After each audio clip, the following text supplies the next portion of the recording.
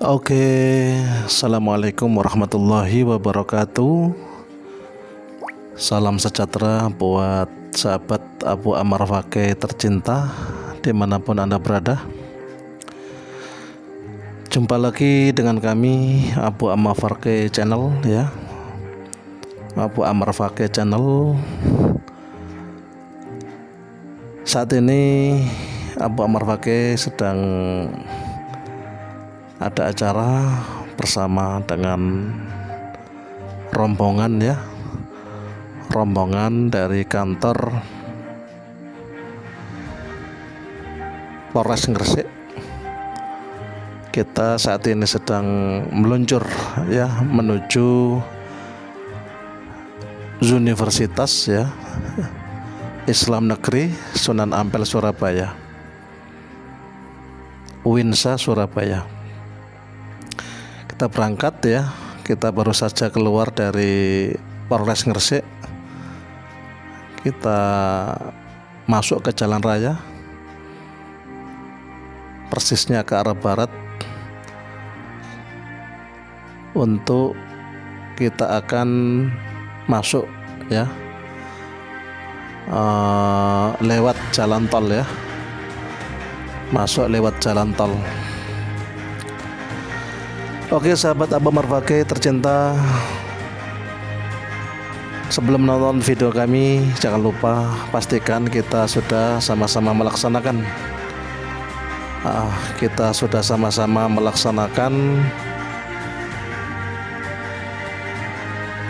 kewajiban dari Tuhan kita. Kita sudah sama-sama melaksanakan kewajiban dari Tuhan kita, yakni sholat 5 waktu. Jangan lupa juga kita biasakan diri untuk beramal soleh, ngaji. Dua pesan ini dari Abu Ammar Fakih disampaikan kepada sahabat-sahabat semua.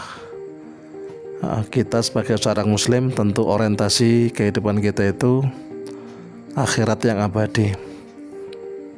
Jasad kita saat ini memang masih berada di dunia, tapi pikiran dan hati kita tentu pikiran dan hati yang sudah sampai kepada akhirat. Jadi orientasi kehidupan kita benar-benar adalah akhirat yang abadi. Oke sahabat Abu Ammar Fakih tercinta, ini kita sudah berada di depan pemerintah daerah Gresik barusan melewati rumah sakit Munter.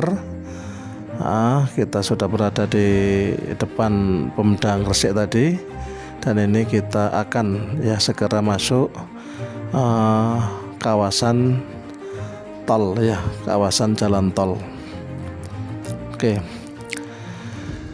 Oke sahabat Abu Ammar Fakih, melanjutkan pembicaraan dari episode trip kemarin kita sudah buat video trip dari UINSA ke Polres Gresik.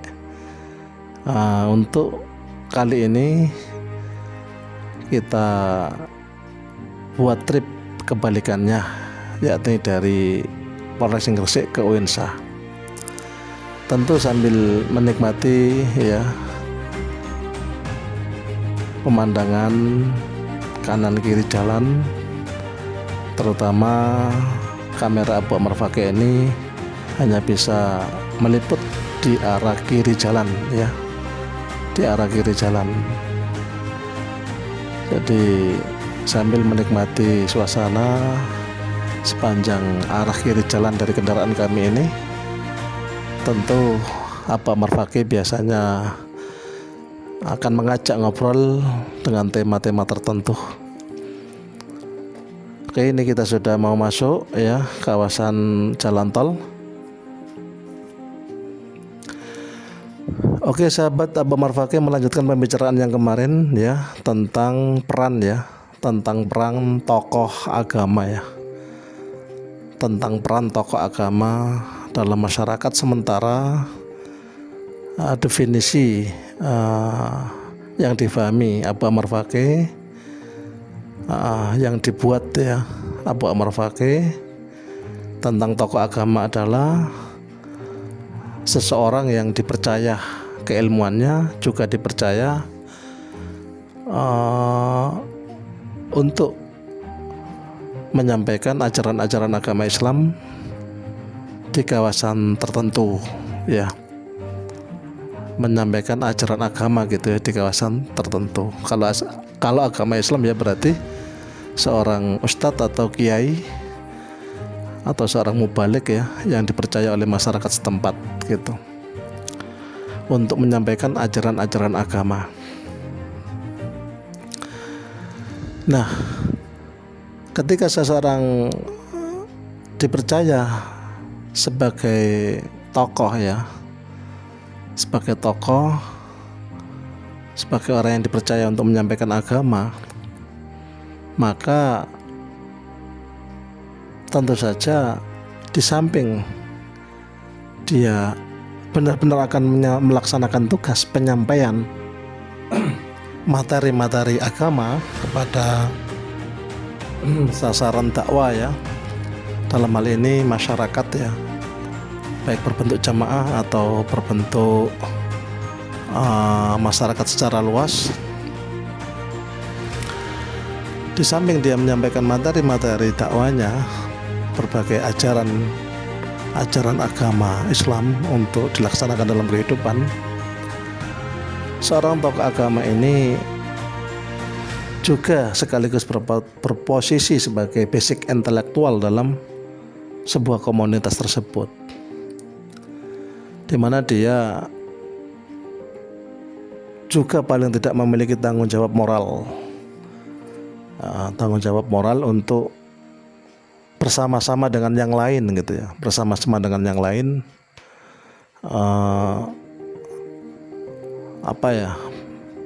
tanggung jawab moral lebih ke arah membuka mata untuk bersama-sama mengenal kondisi masyarakat setempat, ajaran agama mana yang belum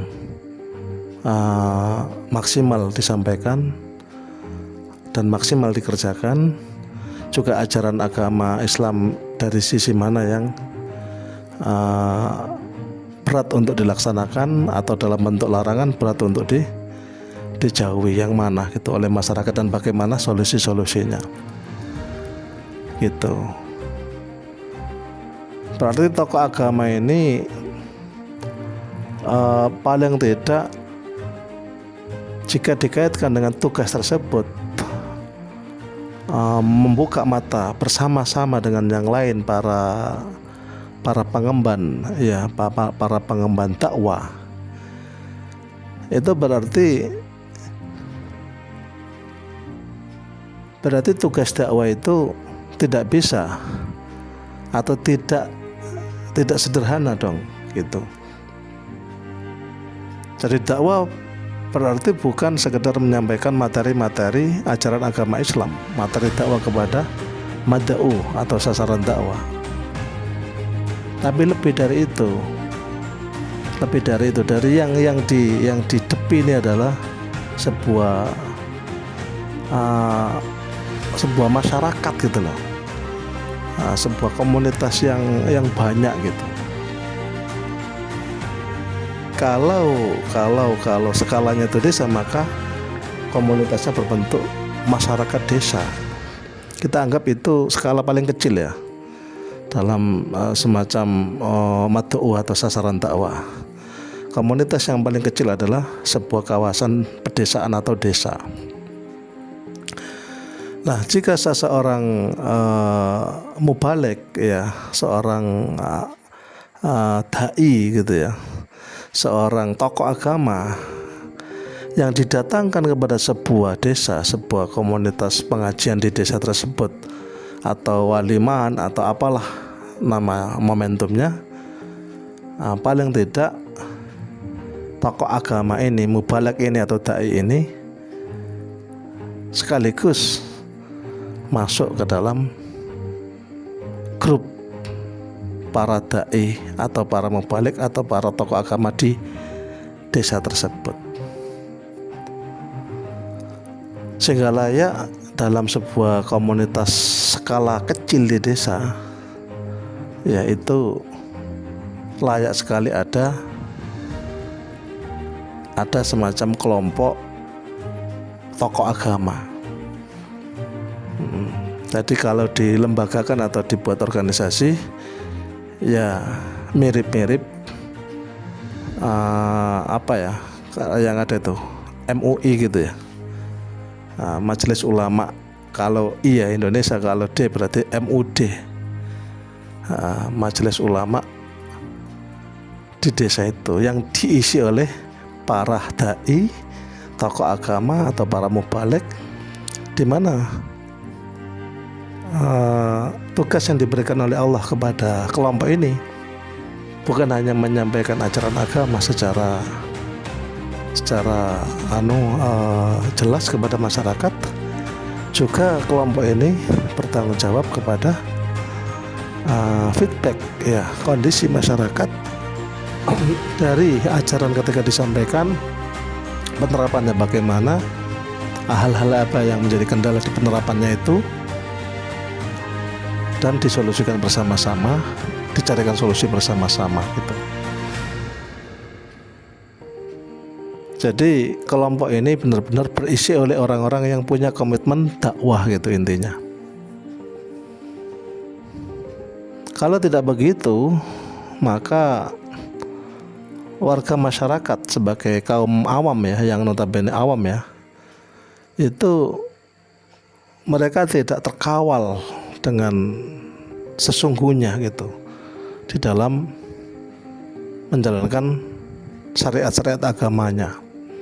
Tidak terkawal oleh siapa Tidak terkawal oleh intelektual muslim atau seorang dai yang dipercaya keilmuan Islamnya. Gitu. Kalau tidak ada kelompok yang berdakwah, yang berbentuk kelompok, di mana dakwah tersebut dikemas dan dimanajabani secara profesional gitu. Jadi ada peta dakwah gitu. Tapi skalanya umpama kok dibawa ke skala yang paling kecil desa, skala desa gitu. Mungkin ada semacam organisasi agama yang sudah familiar, kayak kalau NO berarti NO, kalau Muhammadiyah berarti Muhammadiyah, kalau Persis Persis, kalau Al-Irsyad Al-Irsyad, dan lain-lain. Mungkin sudah ada. Pertanyaannya, apakah sudah mewakili yang Abu Amr Fakih maksud tadi? Apakah kelompok-kelompok organisasi yang ada di desa itu, yaitu organisasi agama itu, benar-benar sudah diisi oleh orang-orang yang komit di dalam berdakwah, para dai tentunya, para tokoh agama, kemudian mereka satu visi, satu pemikiran, kemudian mereka intensitas membicarakan tentang menganalisa, mengamati, dan menemukan berbagai kondisi masyarakat, kemudian bersama-sama menemukan, mencarikan solusinya, dan bergandeng tangan seirama dengan pemerintah desa gitu.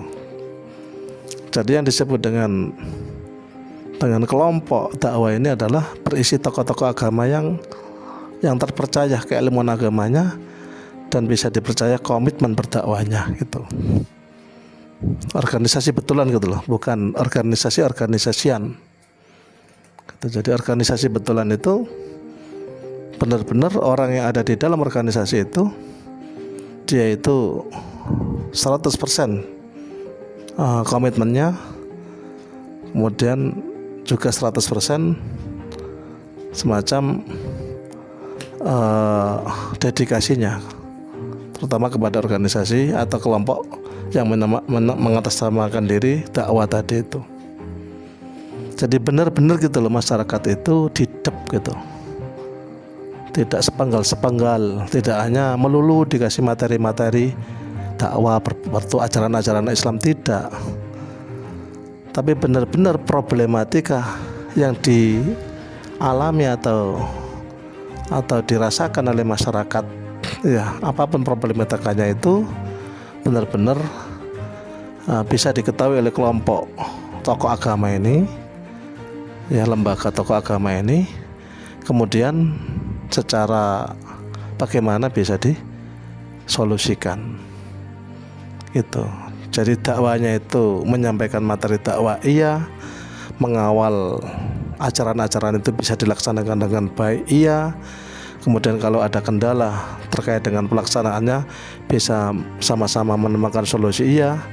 Kemudian problem-problem kemasyarakatan juga bisa sama-sama ditemukan solusinya, tentu gandeng dengan berbagai pihak, gandeng dengan pemerintahan desa, Pemdes, gandeng dengan organisasi-organisasi lain yang ada di desa tersebut.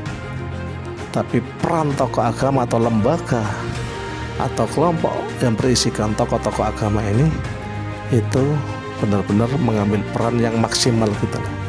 Tapi masyarakat, kalau bisa disebut umat ya dalam satu kawasan desa, kalau bisa diistilahkan pinjam dengan kata-kata umat.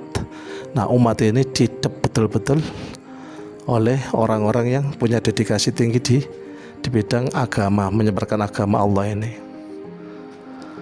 Ada yang bersifat aktif karena orang desa sendiri, ada yang mungkin bersifat semacam tergabung dalam kelompok ini, tapi karena bukan warga desa sendiri, warga desa yang mungkin agak jauh, tapi dia tetap menyumbangkan pemikiran-pemikirannya dan ikut di dalam beberapa pertemuan-pertemuan pentingnya gitu. Itu jadi saya rasa Bu Ammar Fakih menganggap itu sesuatu yang sangat urgent, sangat penting sekali dalam sebuah kawasan yang sekecil desa. Itu wajib ada kelompok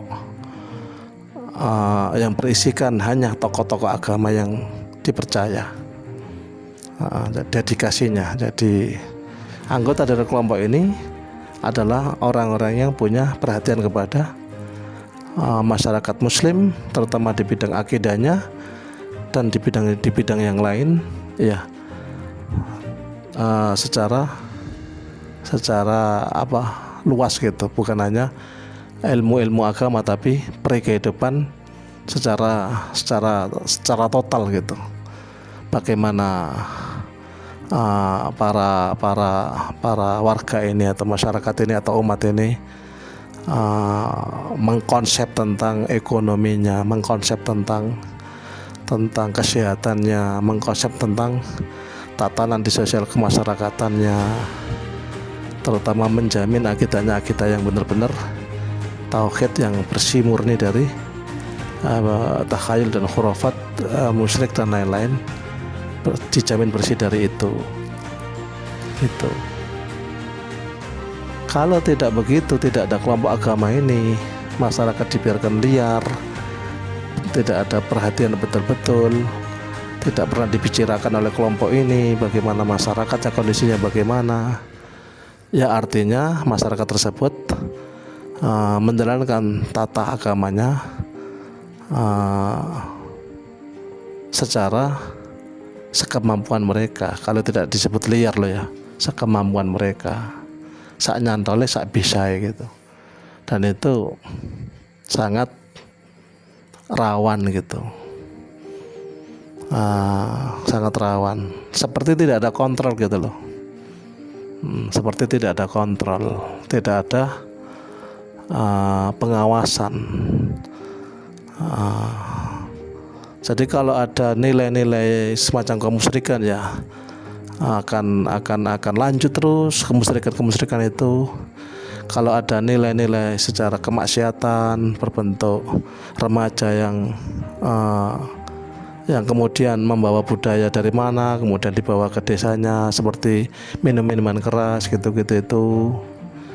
Kemudian pihak-pihak tertentu, oknum-oknum tertentu yang masih mengembang suburkan budaya suap menyuap, budaya riba, budaya melakukan transaksi yang itu dilarang oleh Allah gitu-gitu itu. Kalau tidak ada kelompok ya atau pihak yang mengawasinya, bahkan mengadakan tindakan peneguran terhadap hal seperti itu. Artinya masyarakat berjalan dengan sendiri dan rawan cara berjalannya itu rawan sakara PDW atau liar tadi itu. Bagaimana kalau dalam sebuah komunitas skala desa itu ada pemimpin agamanya? Nah, masih lumayan kalau ada pemimpin agamanya, seorang tokoh utama yang dijadikan sebagai pemimpin agama itu. Kalau tidak disebut sesepuh utama lah, itu beruntung masyarakat yang punya sesepuh utama. Paling tidak sesepuh utama atau pemimpin agama ini mewakili, kalau belum ada kelompok lembaga khusus dakwah di desa tersebut, maka pemimpin agama ini cukup ya dianggap sebagai penggantinya gitu.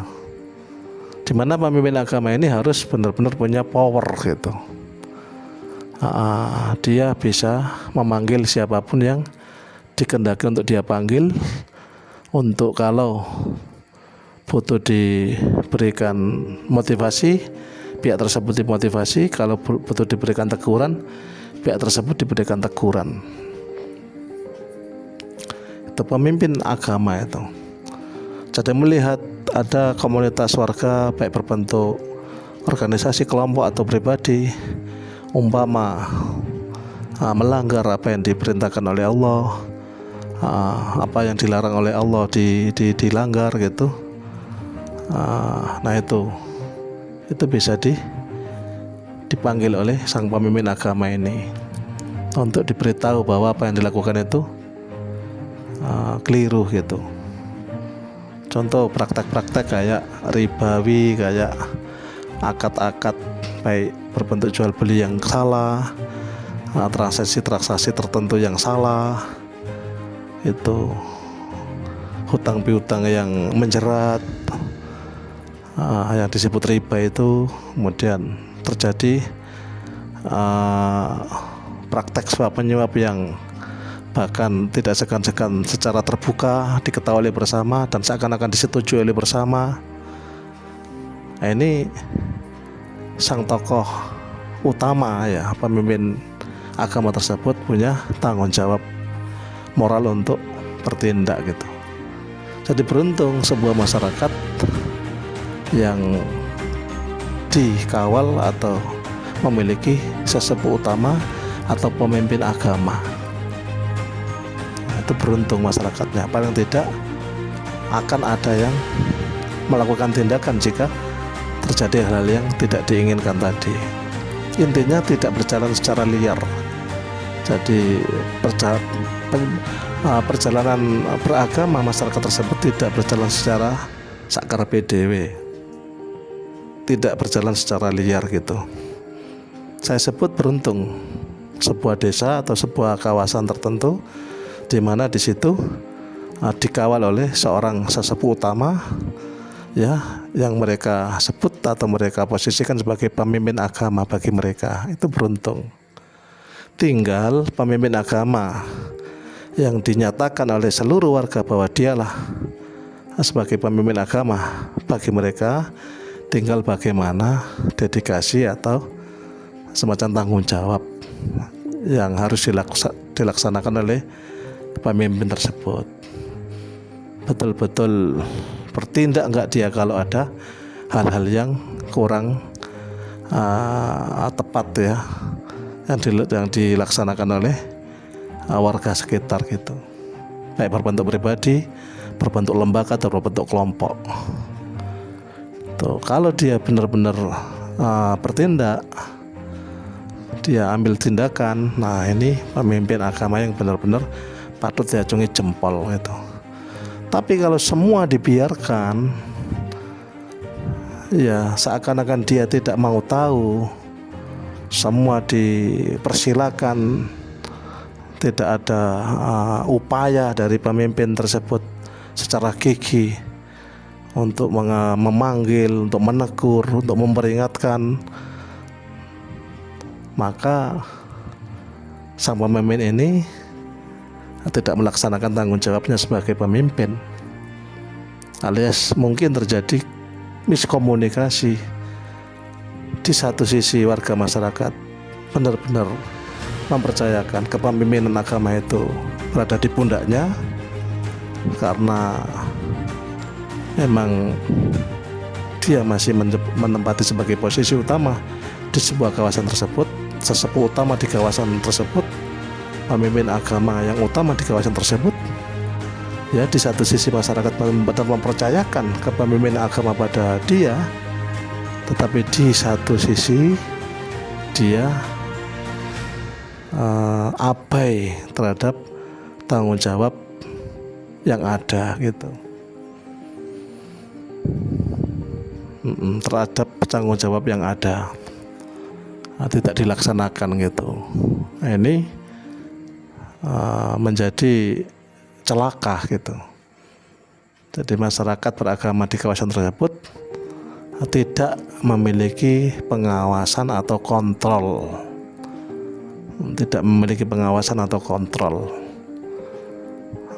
seakan-akan tidak ada kaono yang disungkani. Jadi engko masyarakat sakarepe dhewe nggak ada yang disungkani, dan ini sebuah tragedi ya, atau kecelakaan. Siap-siap lambat laun masyarakat dengan kondisi seperti itu akan mengarah kepada kemerosotan berbagai halnya ya, kemerosotan moral, kemerosotan nilai-nilai agama, dan itu kemunduran yang patut diprihatini gitu. Padahal kita ingin bertambah tahun itu sebuah kawasan kalau disebut desa itu bertambah tahun, bertambah baik beragamanya, bertambah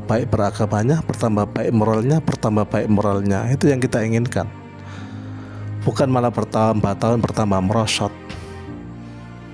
Tuh. Bertambah tahun bertambah liar, bertambah tahun bertambah gak karu-karuan, bukan begitu. Tapi yang kita inginkan bertambah tahun di sebuah kawasan desa masyarakat beragamanya semakin baik, moralnya semakin baik, segalanya semakin baik. Itu yang kita inginkan. Tapi tidak mungkin bisa tercapai ke arah tujuan yang mulia seperti itu tanpa peran tokoh agama, tokoh sentral. Kalau berbentuk pribadi, berarti seorang yang disepuhkan di kawasan desa tersebut. Kalau berbentuk lembaga, berarti kelompok yang diisi oleh tokoh-tokoh agama yang memiliki dedikasi yang kuat untuk berdakwah, tokoh agama yang memiliki basic intelektual yang memadai untuk mereka berkumpul dan membicarakan masalah dakwah, ya dari mulai hulu sampai hilir, dari mulai perencanaan, ya pelaksanaan, kemudian menanggapi berbagai feedback, umpan balik, kemudian bisa menciptakan solusi-solusi dari problematika yang ada. Itu kalau tidak berbentuk individu ya kelompok gitu loh. Kalau individu sudah tidak ada, kelompok sudah tidak ada, masyarakat beragama di sebuah kawasan desa berjalan secara tanpa pengawasan, tanpa kontrol. Nah ini yang pada akhirnya siap-siap menjadi sebuah semacam benar-benar rawan gitu ya, rawan untuk celaka gitu, karena tidak ada pengawasan, tidak ada controlling, tidak ada pihak yang benar-benar ngambil peran sebagai seorang yang benar-benar menjaga nilai-nilai gitu. Kan kita menjadi prihatin dan sedih ketika di sebuah kawasan desa muncul berbagai rentenir lintah darat gitu. Itu kan sudah kawasan desa yang mana ini tokoh agamanya ini, mana ini sesepuh utamanya ini, kok desa ini kok menjadi ajang menjadi masyarakat ribawi, diajak untuk mengembangbiakkan apa yang dilarang oleh Allah gitu. Muncul pelaku-pelaku rentenir lintah darat gitu. Itu kan nanti kemudian layak kita menjadi prihatin gitu loh. Itu kan kemerosotan yang sangat amat gitu, dimana sebelumnya masyarakatnya memegang nilai-nilai agama secara kuat, tapi pada akhirnya dilepas nilai-nilai agama yang kuat itu dan digantikan dengan praktek-praktek yang dilarang oleh Allah, dan merajalela sampai menjadi tidak dianggap sebagai dosa. Dadi nganakno dhuwit, ngekei utang dan cari laba dari hutang tersebut, ya mirip praktek-praktek kerenteniran zaman-zaman lama dari mulai zaman jahiliyah dulu gitu, yang oleh agama masuk kategori riba. Bicara riba ya luas pembicaraannya, termasuk disebut riba itu ya mencari laba dari akad pinjam meminjam, cari keuntungan gitu lah, itu riba. Itu kan aib gitu ya, itu kan hal yang dilarang oleh Allah. Kalau dilaksanakan itu kan menjadi aib, menjadi cacat secara moral gitu. Nah, kalau sebuah kawasan desa itu yang bahkan dikembang suburkan, menganggap bahwa itu tidak dilarang negara karena bank-bank juga melakukan hal yang demikian. Nah, pada akhirnya peran tokoh agama di kawasan tersebut dinilai benar-benar menuju ke titik nol gitu. Mana pengawasannya, mana kontrolnya. Seakan-akan sudah tidak ada pengawasan, seakan-akan sudah tidak ada kontrol, seakan-akan tidak ada tokoh agama di kawasan tersebut. Masyarakat berjalan secara liar, sakarepe dhewe gitu. Itu kan patut diperhatikan dan jangan sampai naudzubillah, jangan ada di kawasan desa manapun terjadi seperti itu, jangan ada. Nah, Abu Ammar Fakih ini berpendapat seyogyanya ya tampillah di sebuah kawasan skala kecil ya, paling kecil desa itu tokoh-tokoh agama, karena ya terutama di Indonesia, di tanah Jawa ini benar-benar tokoh agama ini banyak sekali. Tinggal ya energi-energi ini disatukan menjadi satu kekuatan, duduk bersama, bicara secara baik-baik bersama, menguatkan diri menjadi sebuah kelompok yang memiliki perhatian ya di bidang berdakwah gitu. Itu. Kalau bukan berbentuk kelompok ya, ada tokoh yang menjadi tokoh sentral gitu ya, pemimpin agama yang dianggap paling sepuh, yang dipercaya bahwa beliaulah pemimpin agama, dibleki gitu. Wes sampean Pak, sebagai seorang pemimpin agama di sini, kami siap mendukung dan mengikuti langkah dan hal yang Bapak ambil. Tuh, kalau dia bersedia, berarti alhamdulillah di kawasan tersebut ada seorang pemimpin agama yang ketika ditunjuk oleh teman-teman dai atau mubalik atau tokoh agama yang lain, dia bersedia. Tapi kalau tidak bersedia, maka bisalah membentuk semacam kelompok gitu, membentuk kelompok yang anggotanya itu berisikan para dai-dai ini, orang-orang yang punya komitmen ini di bidang dakwah ini, yang punya ilmu ajaran agama Islam, yang mereka dipercaya untuk menyampaikan ajaran-ajaran agama Islam itu. Jadi mereka bukan hanya berkhutbah, memberikan ceramah-ceramah pada masyarakat, tapi mereka sekalian diajak berpikir, ditantang kemampuan intelektualnya untuk benar-benar mengawal materi dakwahnya itu bisa dilaksanakan masyarakat menjalankan agama Islam dengan baik, dengan tertib. Hal-hal yang dilarang juga benar-benar dijauhi masyarakat, tidak sampai dilaksanakan atau dilakukan.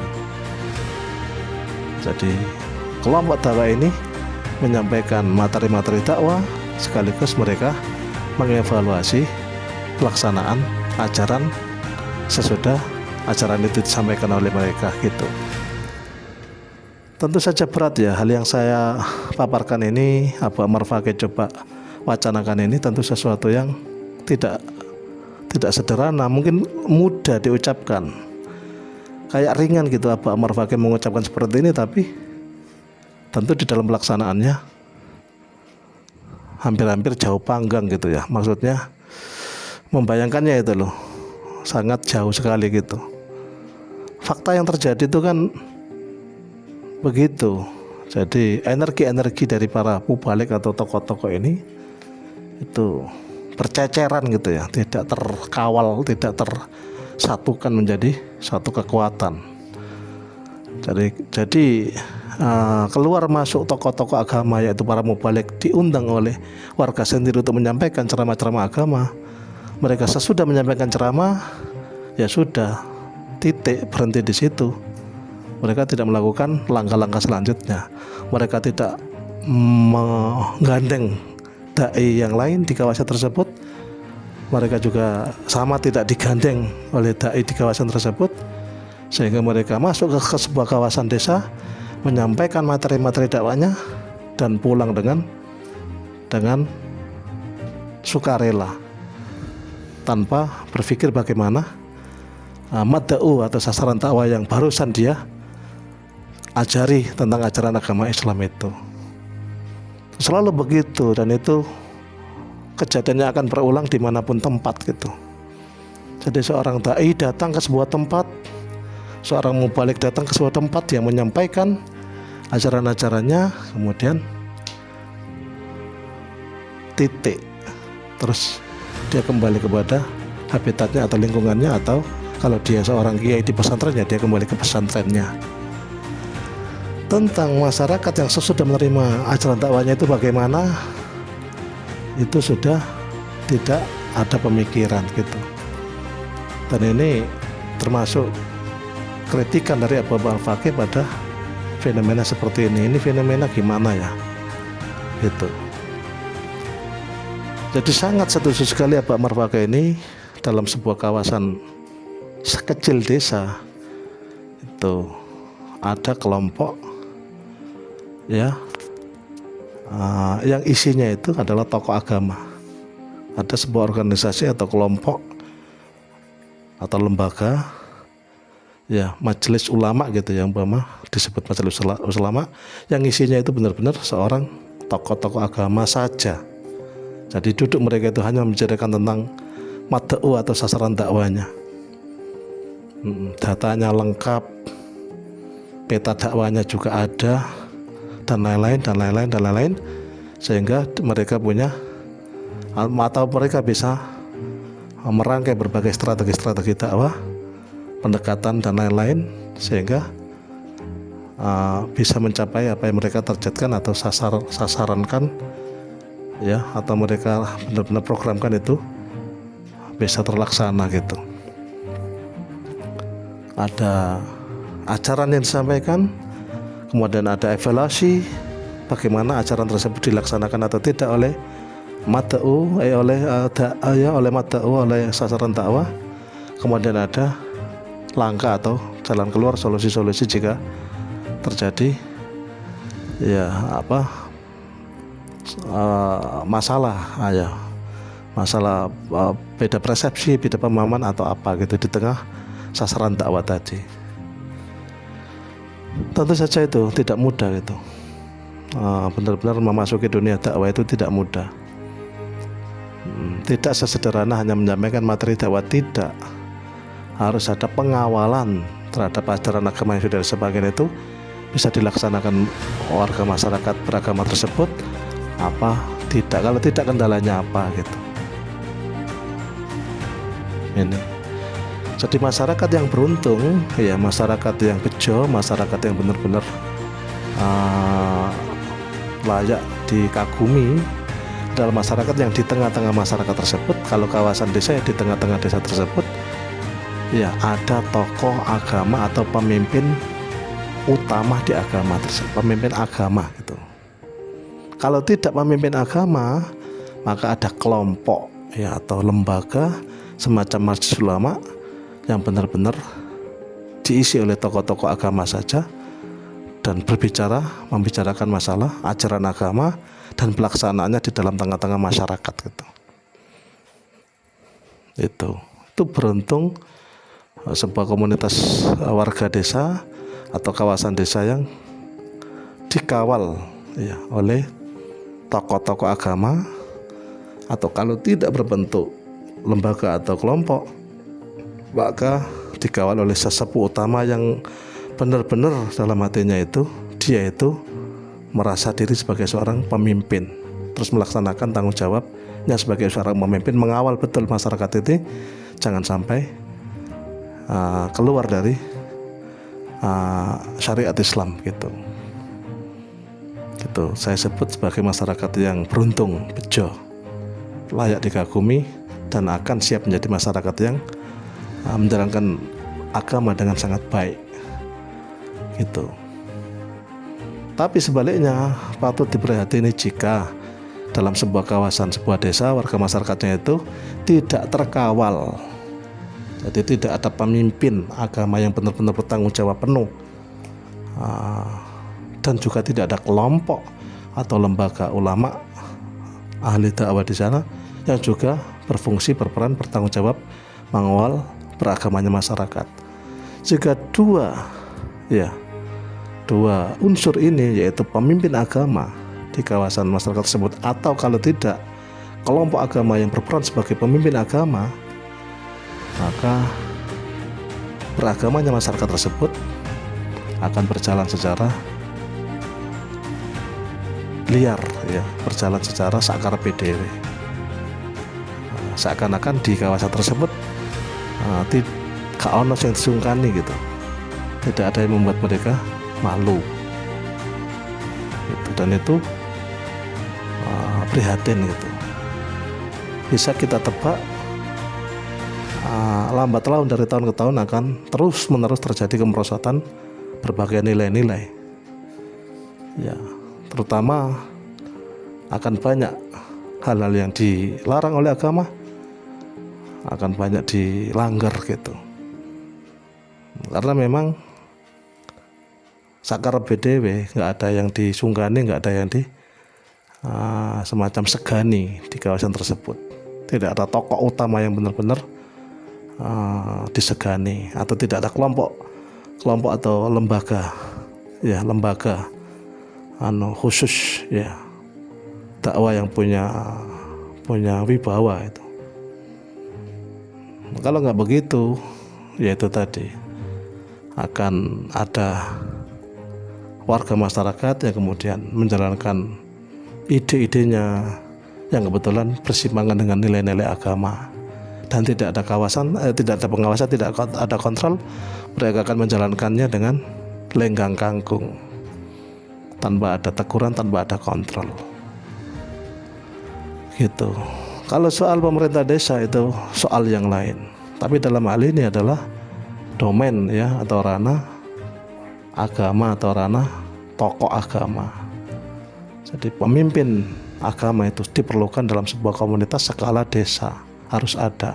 Kalau tidak berbentuk pribadi, maka bolehlah berbentuk semacam lembaga atau kelompok gitu, di mana lembaga atau kelompok itu benar-benar punya wibawa, punya citra ya, punya semacam disegani gitu loh gitu, karena memang kiprahnya dari kiprahnya gitu. Itu dari pendapat Abu Ammar Fakih. Untuk ngobrol-ngobrol kita pada saat ini, Abu Ammar Fakih sedang bersama satu rombongan ya, satu rombongan dari teman-teman tokoh-tokoh agama dari Gresik, 18 kecamatan ya. Kita ada acara yang diprakarsai oleh Polda. Acara tersebut dilaksanakan di kampus UINSA Surabaya. Saat ini kita sudah berada di mana ini ya? Ini museum dekat kebun binatang ini ya. Kita sudah berada di kawasan KBS Kebun Binatang Surabaya. Ini bis kita sedang putar balik ya. Bis kita ini sedang ambil putar balik dari arah tol tadi, sudah keluar dari tol, sudah melewati Joyoboyo tadi ya, terminal Joyoboyo tadi sudah. Sekarang sudah melewati KBS Kebun Binatang Surabaya sudah. Dan ini kita sedang ambil putar balik ya, menuju ke jalan mana? Jalan Darmo, nanti terus ke arah lurus menuju ke Jalan Ahmad Yani, di mana kampus IAIN berada. Itu. Jadi melanjutkan pembicaraan tadi, benar-benar beruntung ya, kawasan sebuah desa, dalam hal ini kami contohkan desa ya, di mana di situ ada pemimpin agama, baik pribadi maupun lembaga atau kelompok.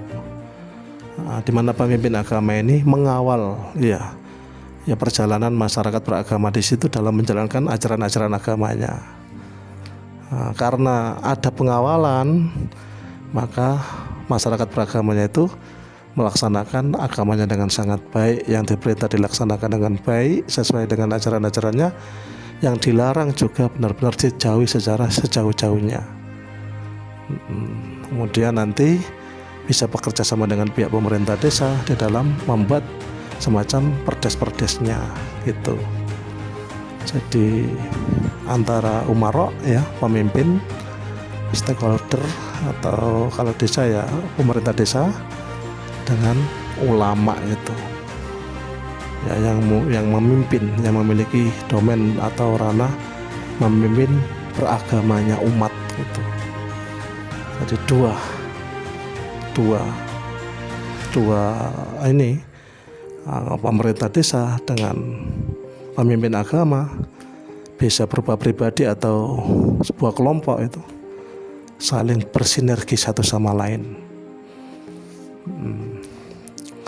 Sebaliknya, pemimpin agama atau kelompok yang berisi tokoh agama ini juga punya wewenang untuk mengawasi juga jalan ya pemerintahan yang ada, karena juga akan mereka mewakili masyarakat juga. Tokoh agama ini dipercaya intelektualnya, dipercaya citranya atau wibawanya. Seumpama dari kalangan pemerintah desa, baik dari kadesnya, dari BPD-nya bahkan ya, atau dari pejabat-pejabat yang menjabat, itu ada hal yang dirasa kurang, maka maksudnya kurang itu menyelisih ajaran-ajaran agama gitu ya, tidak sesuai. Jadi sudah menjabat tapi punya prinsip-prinsip atau perbuatan yang melanggar norma-norma agama, maka pemimpin agama atau kelompok yang berisi oleh tokoh-tokoh agama ini berwenang untuk menegur gitu atau menyampaikan nasihat-nasihatnya, karena pemimpin agama itu berstatus sebagai semacam sesepuh ya, orang yang dituakan dalam agama, orang yang dituakan dalam lingkar kemasyarakatan tersebut. Jadi pemimpin agama, pemimpin utama agama di sebuah komunitas masyarakat desa, itu benar-benar orang yang disepuhkan. Kalau berbentuk pribadi, berarti pribadi yang paling disepuhkan di situ, paling disegani, paling disepuhkan. Kalau berbentuk pribadi loh ya.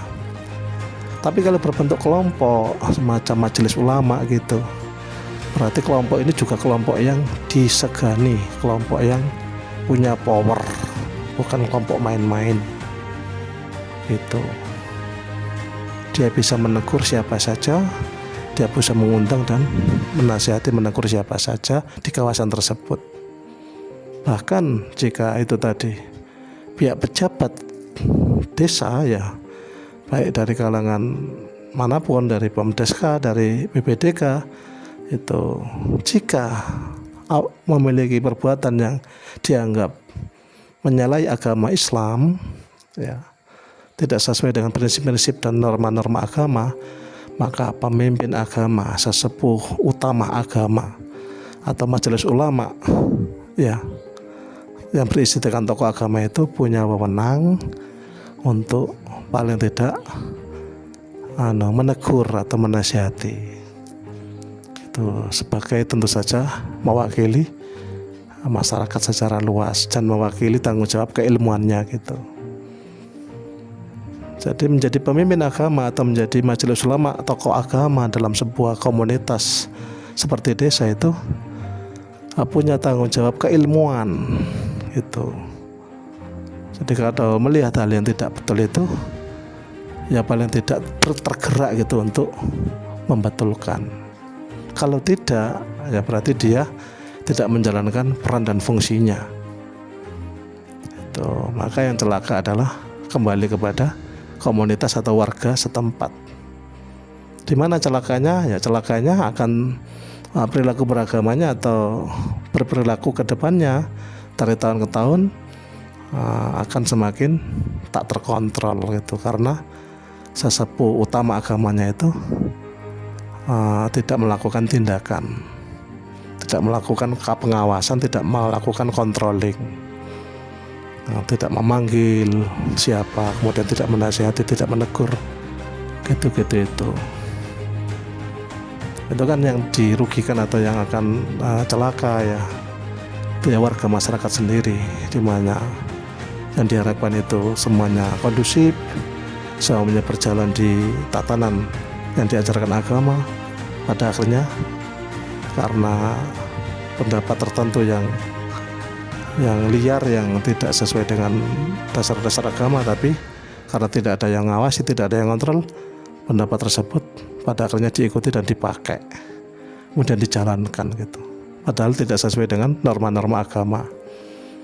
Itu lama-lama ambruk ya masyarakat beragama ini menjadi ambruk, sehingga berubahlah menjadi masyarakat yang liar, yang nilai agama sudah tidak dianggap lagi, nilai agama sudah tidak sebegitu dipedulikan lagi. Nah kalau sudah begitu, yang rugi adalah menjadi lebih luas. Pada akhirnya yang rugi adalah negara gitu, karena kuatnya sebuah negara itu ya bagaimana warga masyarakatnya. Dan warga masyarakat sebagai sampel, tentu warga masyarakat skop yang paling kecil adalah desa gitu, sebagai sampling ya, sampel ya, sebagai sebuah sampel itu yang terkecil adalah desa gitu. Kalau yang terkecil ini sebagai contoh ya, itu kondisinya sudah tidak peduli dan tidak menghargai lagi nilai-nilai agama. Mereka melakukan segala sesuatu itu sudah tidak memiliki pertimbangan dasar agama, hanya pertimbangan suka dan tidak suka saja. Wah, akan terjadilah menjadi sebuah komunitas masyarakat yang liar gitu. Dan kalau sudah seperti itu akan sulit mengontrol, dan kalau sudah sulit mengontrol maka terjadilah berbagai chaos gitu. Terjadilah berbagai chaos dari segala arah gitu. Akan terjadi semacam semacam berbagai hal yang negatif, atau diistilahkan chaos gitu ya. Berbagai hal yang negatif dari segala arah gitu. Nah, kalau sudah begitu ya yang terancam adalah ketenangan. Jadi kita akan hidup di dalam suasana yang was-was terus-menerus, tidak ada ketenangan lagi. Harta kita akan kita khawatiri dicuri karena kejahatan semakin merajalela dan lain-lain. Oke sahabat Abah Marfaqih, ini kita sudah berada di pintu masuk ya, pintu gerbang, pintu masuk UINSA, Universitas Islam Negeri Sunan Ampel Surabaya. Ini jadi Abah Marfaqih sempat alhamdulillah mengenyam pendidikan di sini selama 4 tahun di UINSA ini ya. Ini kita masuk ke kawasan ini benar-benar semacam kembali ke laptop gitu. Jadi seakan-akan sudah rumah kami sendiri gitu. Itu Masjid Ulul Albab, tempat dulu ya kami istirahat sesudah sholat, kita istirahat siang di situ, istirahatnya di masjid. Sekarang sudah bertambah ramai dan bertambah bagus. Ini kita sedang menuju ke kampus ya, atau ke Fakultas Syariah ya, untuk tempat parkirnya di area Fakultas Syariah ini. Nah, ini kita sudah berada di kompleks ya, kampus Uinsah Surabaya yang sangat mega ya. Dulu saat kami kuliah masih bernama IAIN, masih berbentuk institut. Nah, sekarang sudah universitas, tentu lebih lengkap dan lebih maju ya. Kami ikut bangga terhadap perkembangan ini, luar biasa. Oke sahabat Abang Berbagi, demikian, sampai jumpa di lain kesempatan ya. Mohon maaf jika ada pendapat-pendapat yang berbeda, itu dari dalam hati Abu Ammar Fakih. Demikian, semoga semua sehat. Wassalamualaikum warahmatullahi wabarakatuh.